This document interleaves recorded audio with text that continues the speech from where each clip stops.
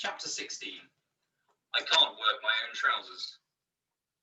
On my fake program for the South Lakeland Outdoor Activity Centre, it says, Day 3, Nature Walk and Tree Recognition. On our actual third day in Infinity Park, what we really did was spacesuits and introduction. I remember walking into the Possibility Building, just popping with excitement. I was talking to Florida about my favourite game and movie spacesuits. Have you ever played Orbiter 4? The spacesuits in that are just cosmic. Liam, said Florida, you're very undadly. What? Dads do not play Orbiter 4. Dads do not say things like cosmic. And most of all, dads do not get excited about clothes. When you go clothes shopping, dads don't say, great. They say, do we have to? And then when you get to the shop, the dads all sit together outside the changing rooms looking bored. I said, Florida, a spacesuit is not clothes, a spacesuit is equipment. It will probably come with an instruction manual and everything. It's a gadget. All dads love gadgets. This is a dadly occasion, not a girly shopping date. The moment she saw us, Dr. Drax said, oh, Florida, thank goodness you're here. Let's you and I make this into our own little girly shopping date. Then they talked for about 10 years about extraterrestrial colour coordination. Vehicle escape suits are always bright orange because orange is the most visible colour at sea. But Florida was worried that orange would clash with her unfeasibly red hair, and Dr. Drax could see her point. I totally understand. You look like a massive Satsuma. On the other hand, a massive Satsuma would be very, very visible. While this was going on, all the dads were sitting together, feeling bored. Florida was right. Eddie Xanadu smiled at me. He said, I was thinking, in a way, you saved our lives yesterday. You found the flag. You made us listen to something too. You were a good guy, I think. It's a shame I got all the votes. I hope you have no hard feelings. I said, no, of course there's no hard feelings. But I think he could tell that I meant, next time, we'll stake you out, cover you with your own ice cream, and leave you to the man-eating ants. Good man. Maybe you'll join me in a little drink. He pulled out another flask. This one was silver and had its initials written on it in diamonds. This makes the time go faster, he said. Don't let anyone else see. He passed it to me behind his newspaper. I wasn't sure why no one else was supposed to see. Maybe it was because everyone would want some and he only had a little bit. He said, it's made from plums. In my own village, where I grew up, in the autumn time, we have a great fiesta. Thanks. I don't think I've ever had plum juice. What's it like? Ribena or something? I took a swig. It didn't taste like Ribena. It tasted more like being shot through the throat with a razor. All the muscles in my body concertinaed up and then tromboned out.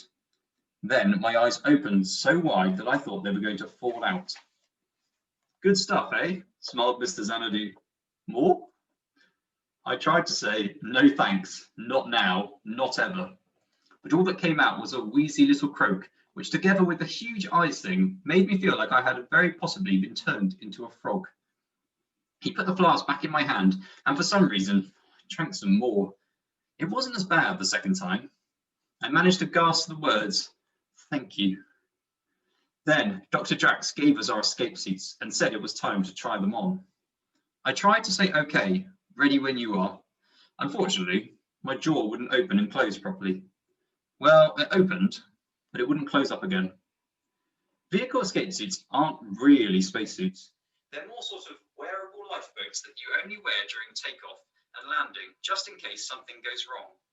Something seemed to be going wrong with mine because everyone else got into theirs quite easily, but I wasn't able to work the trousers. I could see the hole where your leg went in, but every time I lifted my leg up, the hole disappeared. I put my hand up and said, Dear Dr. Drax. I don't know why I called her that. Dear Dr. Drax, my suit doesn't work. When you say it doesn't work, my trousers are malfunctioning. In what way? In a very, very bad way that makes my head have a funny hurt. Mr. Digby, she said quite sternly, have you been drinking? Yes, yes, I have been drinking. You're right. Would that affect them, do you think? It doesn't affect my other trousers. If you can't put them on after drinking, then that is a design flaw, in my humble opinion.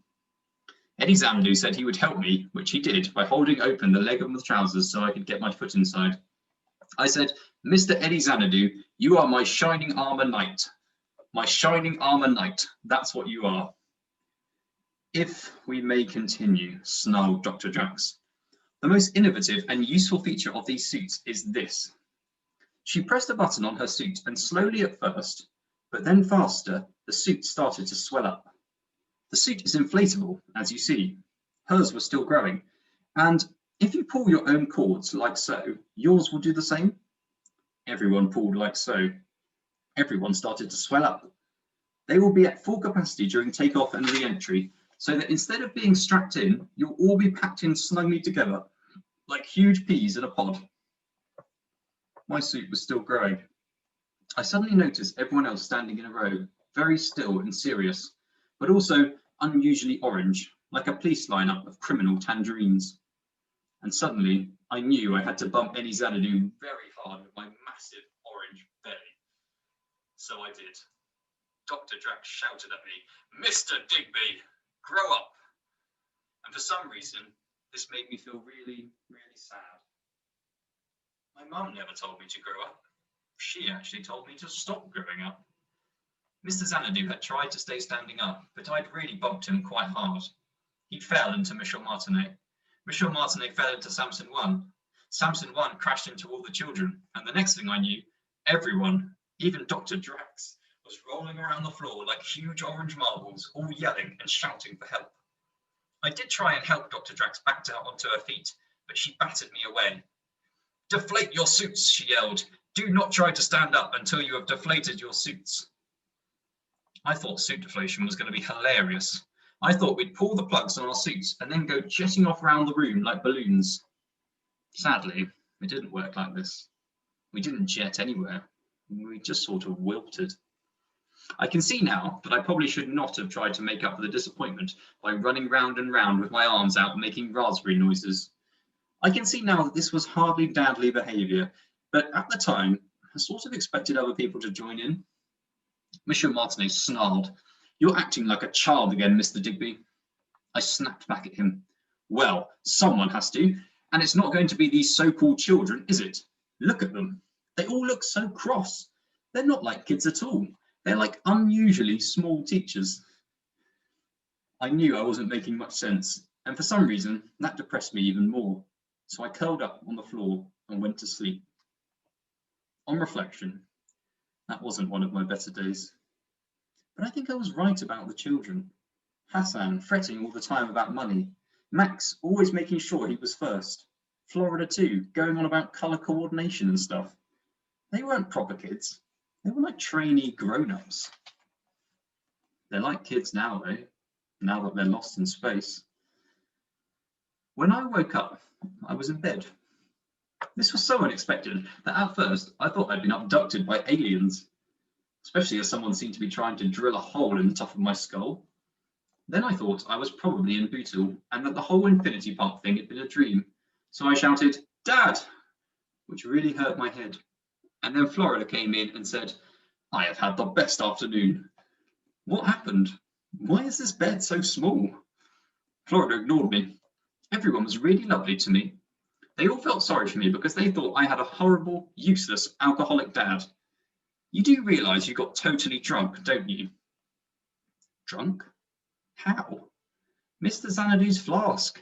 You drank loads. He said he tried to stop you. He didn't. Everyone was so nice to me anyway. It was like having 3 dads. And I've got the best spacesuit. It's blue, like the blue Power Ranger. I look great in it. It's definitely my colour. I groaned, "Do we have to?" What? Have a girly conversation about clothes and colours and stuff? Spacesuits aren't clothes, idiot. Spacesuits are equipment. Oh, really?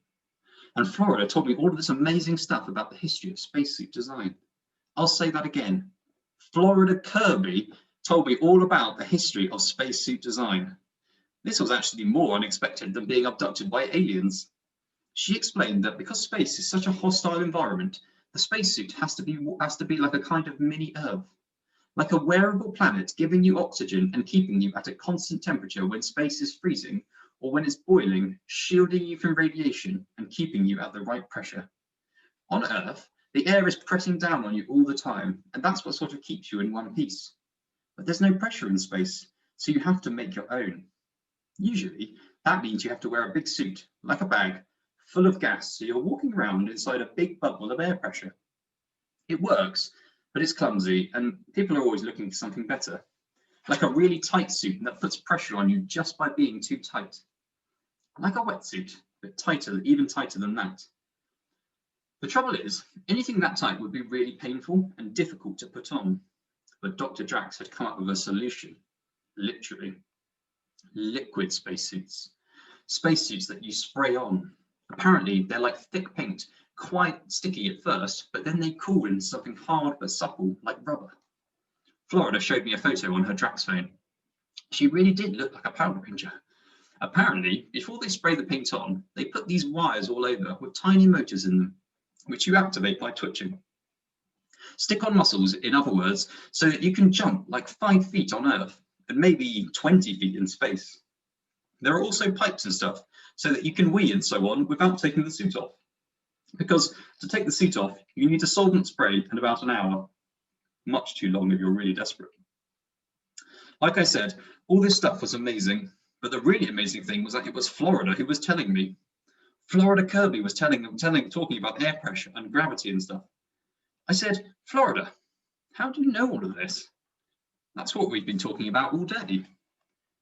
Yeah, but how did it go in? I'm not thick, you know. The other dads were amazed that I didn't know about pressure and gravity already, and even more amazed when they found out I couldn't swim. I didn't know you couldn't swim. Exactly. That's what Michel Martinet said. He said you were a drunk who took no interest in me. We had to swim in the special pool to show that we could use the spacesuits in weightless conditions. They were really shocked that I couldn't swim. They said one of the main functions of being a dad was teaching your kid to swim. They taught me to swim. Samson One explained about buoyancy and stuff, and Michel Martinet threw me in the deep end. Mr. Xanadu said he'd buy me my own pool if I swam a length. They all said it was a tragedy that a unique child like me should have such a thoughtless father like you. Can I just remind you that I'm not your real dad? I'm just someone who used to sit behind you in year 6. The person who didn't bother to teach you to swim, that's your real dad, not me. I knew right then that I'd said the wrong thing because she went quiet. Not quiet Sunday morning, quiet like Varamithras, Dreadlord of the Plague Lands, uploading a terrible new weapon. I said, Florida. She said, don't speak to me. I just don't speak to me. I didn't mean don't speak. I never even meant don't speak to me. But don't you ever, ever, ever talk about my dad again, okay? Not now, not ever, never. My dad, let me tell you, is amazing. My dad travels all over the world. That's why he's named us after faraway places. He buys me presents. He calls me princess. He does not forget my birthday. She stormed out, slammed my door, then slammed her own door. Talk to Your Teen has one thing to say about what to do when your teenage daughter slams a door. Leave it slammed. Don't go near her. Let her calm down. The book made it sound like if you tried to open the door, you'd dematerialize or something. I just sat by myself and watched another repeat of Celebrity Seance, the one where Dracula comes on and complains about being misunderstood. All I ever did was impale people on wooden stakes, which wasn't that unusual at the time. My negative image was all media spin, etc. Suddenly, Florida's door banged open again and she yelled at me. Excuse me, I'm upset. You're supposed to come and cheer me up. No. By slamming doors, you're marking off some personal space for yourself, and the best thing for me is to respect that need. What are you on about? It's in this book. I showed her the bit about banging doors and Talk to Your Teen. She said, that would work if you had a telly in your room. I was getting bored in there. You could always read a book. She stared at me. Joking. Then she stared some more. You really think I'm thick, don't you? Her bottom lip was starting to go. Maybe I am thick. I was really scared that she was going to cry.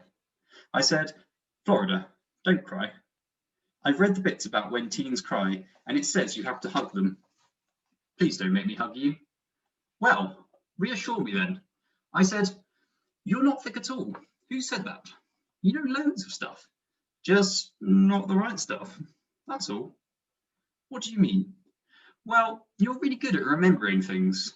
You know, all those celebrities' names and who they're going out with and everything. You're very good at storing and retrieving information. It's just that it's not very useful information. Florida was starting to look a bit better.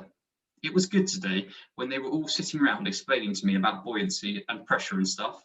I was like, so that's why we don't just fall into millions of pieces. I never even thought about it before.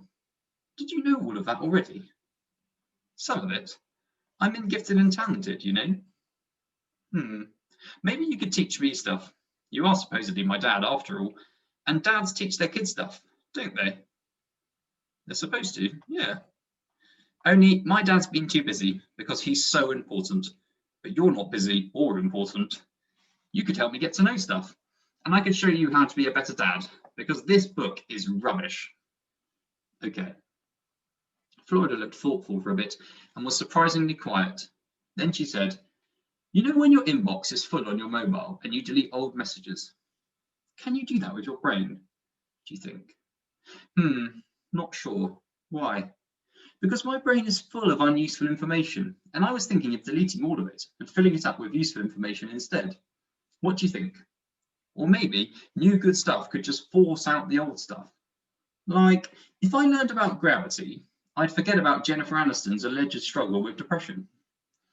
You wouldn't need to delete anything. Your brain's got loads more storage capacity than a mobile phone. You can put new information in without the need to take the old information out. Florida smiled. She looked different, happier than I'd seen her look in ages. So I can be clever and stupid at the same time. Cool. Oh, strangely, someone voted for me that day. Everyone got one vote. I assumed that mine was from Florida, but she said it wasn't. It must have been someone whose idea of a good dad was someone who couldn't work his own trousers. Scores.